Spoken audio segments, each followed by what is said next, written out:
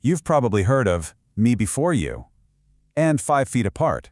I mean, these were two massive best-selling novels, right? Both turned into huge movies. And yeah, on the surface, they look like tragic romances about young people dealing with illness. But what if there's a much deeper story hiding in plain sight? What if these stories aren't really just about sickness at all? I mean, what if at their very core, they're actually stories about exile? Think about that for a second.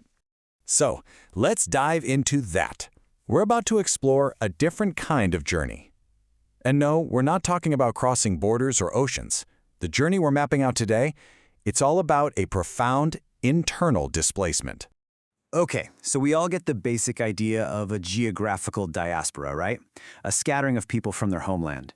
But what happens when the homeland you're kicked out of isn't a place on a map, but a state of being? The writer Susan Sontag put it perfectly. She said we're all citizens of two kingdoms, the kingdom of the well and the kingdom of the sick. And getting sick, well, that's like being forced into a foreign kingdom. And that's the heart of what we're talking about today, this idea of an emotional diaspora, a scattering from the homeland of health. So how do we even begin to get our heads around this idea? To find our way, we're going to need a framework, a map, if you will. So let's start charting this new territory of emotional exile.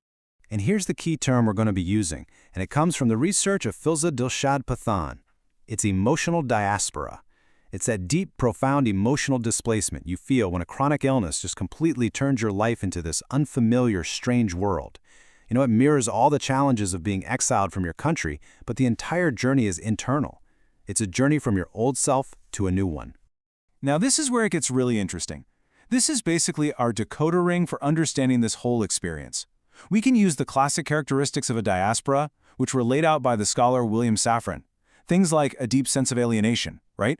A powerful, almost painful memory of the homeland. A desperate desire to eventually return. And, crucially, the formation of a new, collective identity with others who get it. We're going to use this exact framework to see this idea in action. Okay, so we have our framework, we have our decoder ring, so let's put it to the test with some real stories, or, well, fictional stories, of the displaced. We're going to apply these exact characteristics to our two novels and see how they stack up. First up, Jojo Moyes' Me Before You. The main character here is Will Traynor. And before his accident, man, this guy lived a huge life. He was adventurous, successful, totally independent. But then a motorcycle accident leaves him paralyzed. And just like that, boom, he's a citizen of a brand new, very unwelcome kingdom. And this quote, wow, it just captures his new reality perfectly. Will's feeling of alienation is just absolute. He tells his caregiver, Louisa, "Every single place I go to now, people look at me like I don't belong, as if I were a different species." I mean, think about that. He's in the same town, the same country, but he's become a complete outsider, an alien in his own home. So let's look at how his story maps onto our framework. I mean, the connection is crystal clear.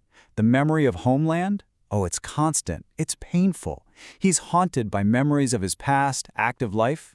The alienation? He feels totally defined by his wheelchair, like the man he was is now invisible. And the desire for return? Well, for Will, and this is the tragedy of the story, he decides that the only way to escape his exile is through his choice to end his life. Okay, so let's shift gears and look at our second case study, 5 Feet Apart. Here we meet Stella Grant. And Stella's story's different, right? She's lived with cystic fibrosis her entire life. This isn't about some sudden accident. Her exile is a lifelong thing. So does the idea still work? Oh, it absolutely does. But it highlights a totally different part of the diaspora experience. This quote about her friend Poe, who also has CF, is just everything. We fought CF together for a freaking decade. He's the only one who really gets it. See? This points directly to that last characteristic from our framework, building a new collective identity. So when we map out Stella's story, you see that collective identity is absolutely central.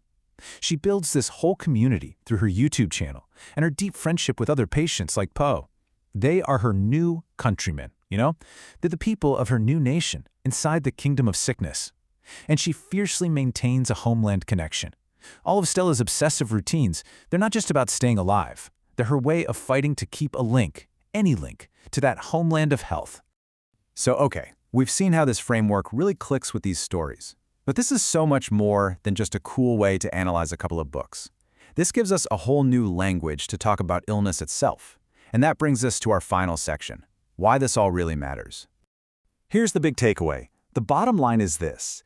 Illness doesn't just change your body, it completely reshapes your identity. And thinking about it as an emotional diaspora gives us a powerful new vocabulary to understand the massive internal shifts that come with chronic illness. It's not just about symptoms, it's about becoming a stranger in your own life. And that is exactly why this idea is so important. It's a tool for empathy, right? It helps us see past the medical chart to the actual human experience. It reframes illness not just as a biological issue, but as a profound crisis of identity. It gives us a way to finally grasp the emotional weight of feeling like a misfit in a world that's really only built for the able-bodied. So I'm going to leave you with this final thought. Now that you have this new lens, this idea of emotional diaspora, where else do you see this kind of emotional exile? Maybe it's in stories about getting older, or dealing with grief, or any major life change that suddenly makes the world you always knew feel like a foreign country. It's a really powerful idea that helps explain that secret language of being completely transformed by life.